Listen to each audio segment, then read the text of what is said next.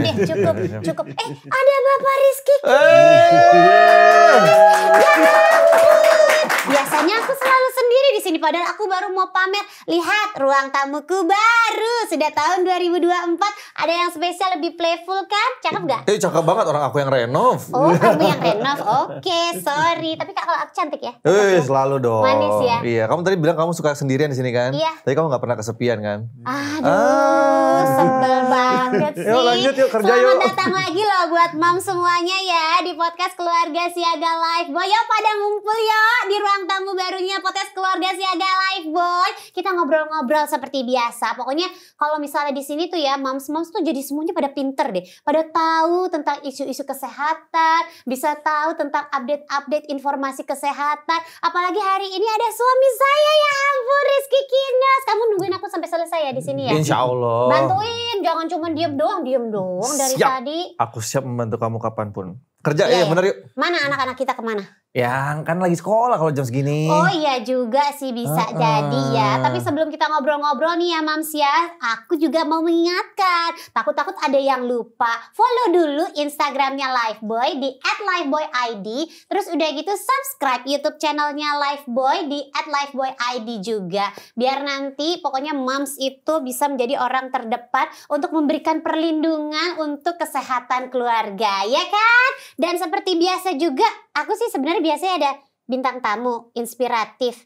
Apakah kamu inspiratif ya? Untuk sebagian iya. Oh, untuk sebagian Setidaknya ya. untuk anak-anak aku menginspirasi. Luar biasa untuk aku juga. Kamu you're the inspiration kok. Cakep. You're the meaning in my life. You're the inspiration. Kenapa jadi nyanyi ya? Tapi masalahnya inspirasi kamu kan tipis-tipis. Kalau seputar kesehatan kan kayaknya nggak bisa nanya sama kamu. Kurang, Ya betul. kan? Kan kamu yang di sini dokter. Ya, tapi kan aku juga pengetahuan terbatas ya. Jadi kita datangkan seorang expert. Ini kalau misalnya Mams menyaksikan podcast Keluarga Siaga Lifeboy, pasti Mams semua sudah mengenal expert kita yang satu ini. Beliau ini adalah seorang profesor spesialis anak. Langsung saja ya, saya perkenalkan kembali ada Profesor Dr. Hindra Irawan Satari, spesialis anak, konsultan, master tropical pediatrik. Wih, luar biasa. Apa kabar, Prof? Halo, Prof. Ada yang salah nggak, Prof, tadi, Prof? Nggak ada. Bener ya, Prof ya? Iya. Tapi benar ditekuni Iya. kedokterannya. Maksudnya arahnya kemana? Ini istri saya dok, jangan usah bilang-bilang ya kan. Ada Ya. istri saya dokter, tapi nggak pernah Iya. praktek. Jangan disebut, dong, malu dong. Ya. Prakteknya Nanti- suka-suka aja dia. Iya, nanti saya praktek rajin lagi kok, Prof. Tenang aja ya gitu. Iya dong. Kan tapi kan ada Prof di sini. At least Baik. moms di rumah kan bisa mendapatkan informasi dari Prof. Saya menjembatani. Oke, masuk. Masuk. Nih, kita hari ini mau ngobrol itu santai banget. Bahkan topik-topik yang kita bahas tuh kalau di podcast Keluarga Siaga Lifeboy ya, topik-topik yang memang kayak seolah-olah sepele, terjadi sehari-hari, tapi tuh banyak harusnya manfaat Itu dia yang bisa mau aku didapatkan. tanyain ya kan, Apa aku tuh? suka nonton juga nih ya kan Iya. podcast ini kamu sama narasumber-narasumber yang keren-keren gitu. Iya. Kenapa kali ini kamu ngajak aku, suami kamu? Nah, karena topik ini pas sekali dengan kamu ya, biar kamu tuh mendapat teguran dari sisi kesehatan dan medis. Kalau aku yang ngomong, biasanya kamu Aku suka pamit tidak dulu kalau mau gitu. Jangan dong. Kita ngobrolin tentang bahaya kuman di toilet. Waduh. Coba ayo Mams ngaku. Suka percaya nggak kalau nitipin anak-anaknya misalnya pipis atau buang air besar sama bapaknya? Kalau saya sih kurang. Karena kadang-kadang suka nggak diterapkan gitu. Aku udah membuat SOP kalau anak masuk kamar mandi kudu begini. Terus abis itu biasanya nggak semuanya dijalankan. Kalau sama seorang bapak biasa gitu ya, Prof ya. Prof juga cowok ya. Salah. Kan Prof juga seorang bapak dong. Iya juga sih, bener ya. Tapi kenyataannya gini, bener ya. Apa? Ini Prof ya beneran. Saya kalau sama diri saya sendiri mungkin agak cuek. Tapi kalau sama anak enggak. Beda. Kayak misalnya nemenin anak buang air kecil gitu. Iya. Pasti saya cuci tangan sama dia juga. Saya suruh dia cuci tangan. Tapi kamu Tapi enggak. kalau saya sendiri Iya. kadang-kadang ya udah cuci tangan asal aja gitu. Nah, tuh kan terbukti kan, jujur. Dikit-dikit kita pancing aja. Biar nanti mengakui ya kesalahan-kesalahan yang terjadi. Tapi waktu dulu, kamu bantu gak sih waktu uti toilet training ya? Lah, ya bantu lah. Aku tahu aku yang nempelin itu loh, yang pispot kecil itu buat anak di tembok Oh iya, gitu kan. kok di tembok sih? Ya, Di WC tembok. dong. Oh yang digantung tembok yang kalau udah digantung, selesai yang buat pipis, dipakai. yang buat Iya iya pipis. benar. Pokoknya benar-benar waktu itu tuh anak kita tuh toilet training yang pertama sama yang kedua kurang lebih sama lah umur-umur 2 gitu ya Prof ya. Harusnya toilet training tuh umur berapa ya Prof? Jadi dimulai umur 2 dan Iya. kita harapin umur 3 dia udah mandiri. Udah mandiri, Iya. termasuk kayak malam kita pasangin anti ompol tuh buat kasur ya Prof ya. Takut-takut nanti ngejemur kasur setiap hari kan repot ya. Jadi biar spraynya aja yang diganti-ganti gitu. Dan alhamdulillah memang lolos berhasil ya kurang lebih 1 tahun sih ya Prof umur ya. 3 dia biasanya udah Iya, bisa. ada masa-masa kayak waktu belajar toilet training tuh misalnya kalau ke tempat umum kadang saya masih pakein popok Oke. supaya kalau tiba-tiba bablas nggak berceceran yang kayak gitu-gitu. Ingat nggak? Nggak sih kayaknya ya. Kalau bapaknya kan tahu beres Iya. aja biasanya ya. Iya. Kayak dulu kan cuma kayak dalam hati tuh kayak apa iya ya? Apa iya begitu Cuman ya? waktu saya itu ya? gitu cuma ngerasain yang tuh di kasur gitu kan. Pernah kena rembes Iya, ya gitu. tiba-tiba, pernah. aduh celana basah kenapa nih gitu kan. Tiba-tiba udah kena pipis segala Iya, macam. tengah malam harus bangun gitu gara-gara anak ngompol. Itu termasuk toilet training ya? Iyalah. Karena di kepala saya gitu sebagai bapak-bapak gitu ya dok atau prof, toilet training itu kita melakukan kegiatan yang anaknya juga melakukan kegiatan gitu. Misalnya ya pipis di tempatnya gitu. Atau mungkin pipis harus sikapnya seperti apa. Habis pipis atau habis buang air besar harus cuci tangan. Itu termasuk mungkin yang tidur harus pakai alas itu toilet training juga ya? Sebetulnya itu upaya pencegahan sih. Ya, jadi toilet training itu sebetulnya mendidik dia bahwa buang air kecil itu bisa dikendalikan dan ada tempatnya. Nah balik lagi ngobrolin seputar tadi bahaya-bahaya kuman di toilet ya. Aku tuh sempat baca ya Prof, katanya di kamar mandi itu ada lebih dari 77.000 jenis bakteri dan virus. Wih, banyak banget. Benar Prof. Jadi memang kita kadang-kadang datang ke satu tempat, Iya. satu rumah atau ruangan, Iya. ya tempatnya bagaikan kamar yang bersih, Iya. menyenangkan, wangi, ya, terang. Padahal itu sebetulnya suaka marga satwa. Wow. Iya, ya kan? Di toilet Ada dinosaurus prof. Aduh dinosaurus makin kelihatan dong. Ada apa Iya. prof? nggak kelihatan tapi berbahaya. Nah itu yang kelihatannya seolah-olah bersih. Kayak Iya, nggak apa-apa ini bagus gitu ya Prof ya. Wangi, Iya. padahal kuman-kumannya ganas Waduh. dan jumlahnya berkelebihan Wow. dan bisa menyebabkan penyakit. Iya. Jadi sebetulnya memang itu tempat untuk membuang bibit penyakit sebetulnya Iya. kan. Jadi memang karena itu kita harus gunakan itu sesuai dengan fungsinya. Biasanya kalau di toilet tuh bersembunyinya di mana aja sih Prof? Jadi kan sebetulnya namanya juga tempat mengeluarkan sisa-sisa Kotoran gitu ya kotoran. Prof ya. Jadi memang dia penuh dengan kotoran dan kita masuk ke dalam untuk jangka waktu tertentu tapi semua kita keluarkan. Jadi semua bisa terpapar kan.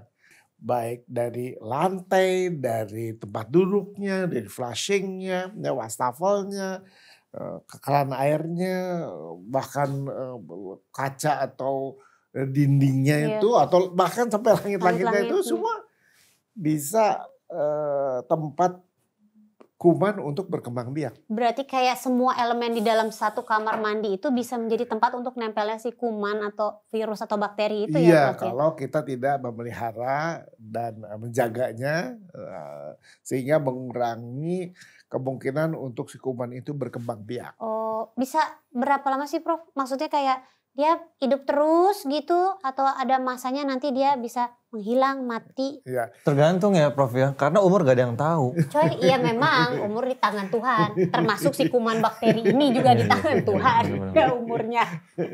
Jadi ya kuman itu makhluk hidup. Iya Dia kan makhluk tuh. hidup dikasih sama naluri oleh Yang Maha Kuasa untuk bertahan hidup.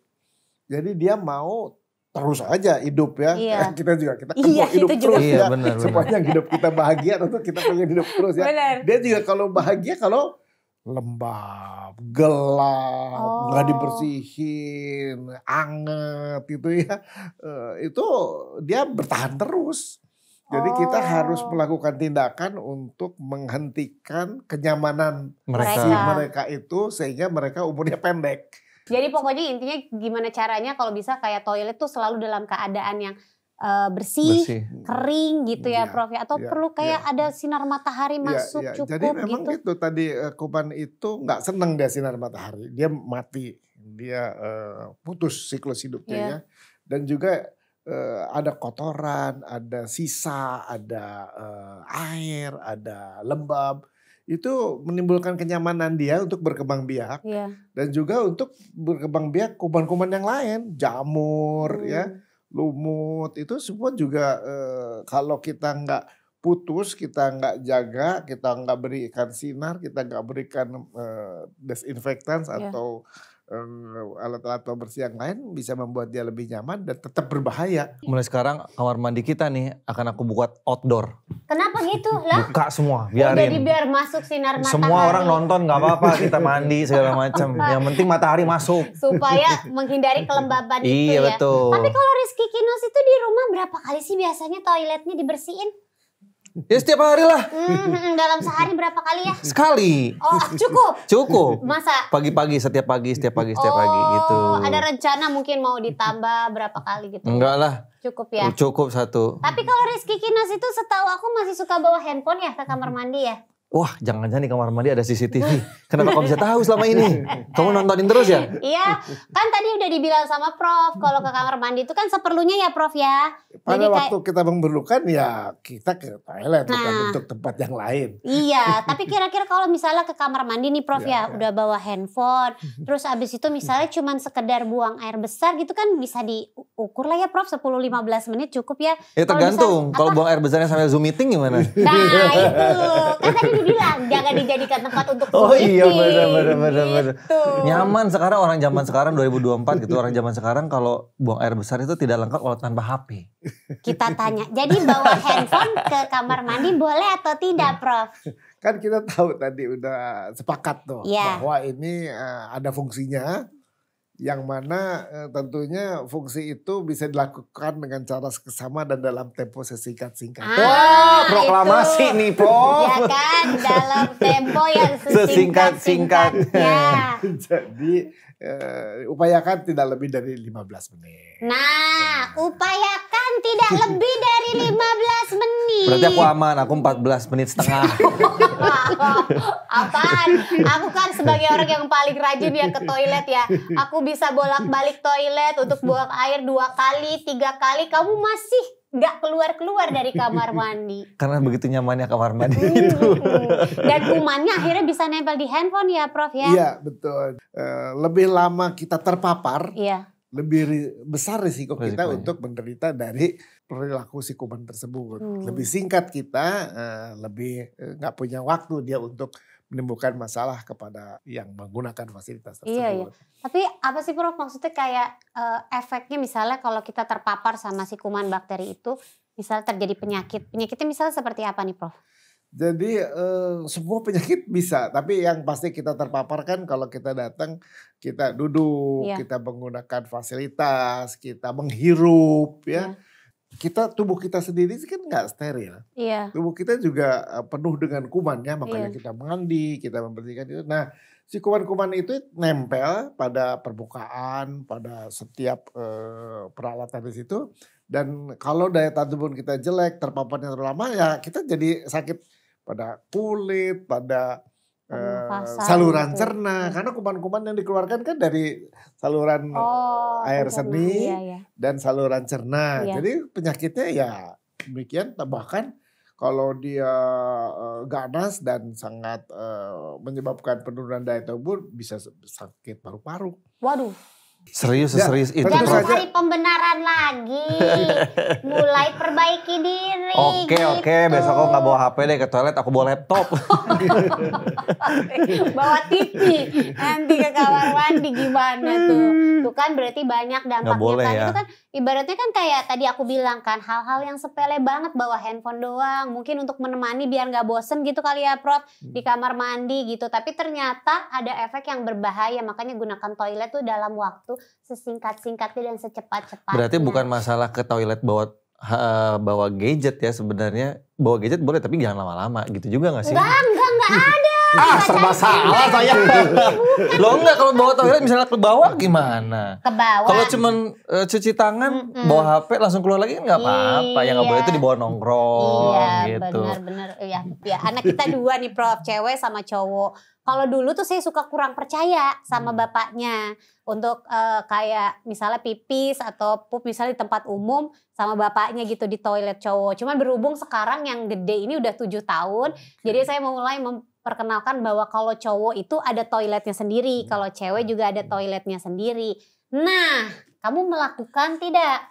Kayak misalnya cuci tangan pakai sabun setelah dari toilet. Iya.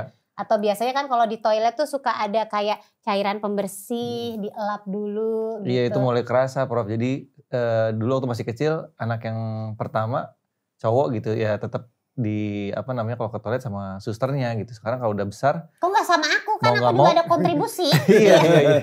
iya sama atau sama ibunya gitu ke toilet perempuan gitu. Kalau sekarang kan harus dididik seperti itu gitu, cowok di tempat cowok. Nah, bapaknya yang sama susternya gitu. Wah, gimana dong? Kok kamu cari-cari kesempatan? Ya enggak maksudnya. Iya. Tapi gitu, awalnya beban sih.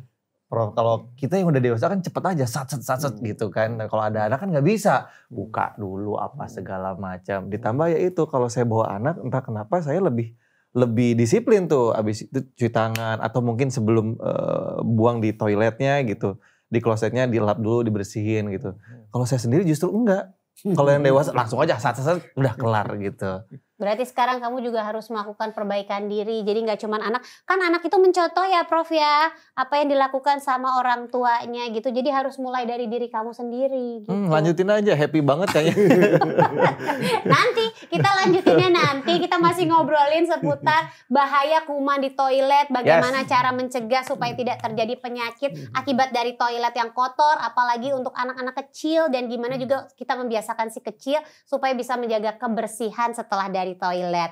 Oke, kalau gitu Gina akan istirahat dulu sejenak bersama Prof Pinky dan juga Rizky Kinos. Nanti kita balik lagi ya, tetap di podcast Keluarga Siaga Lifeboy.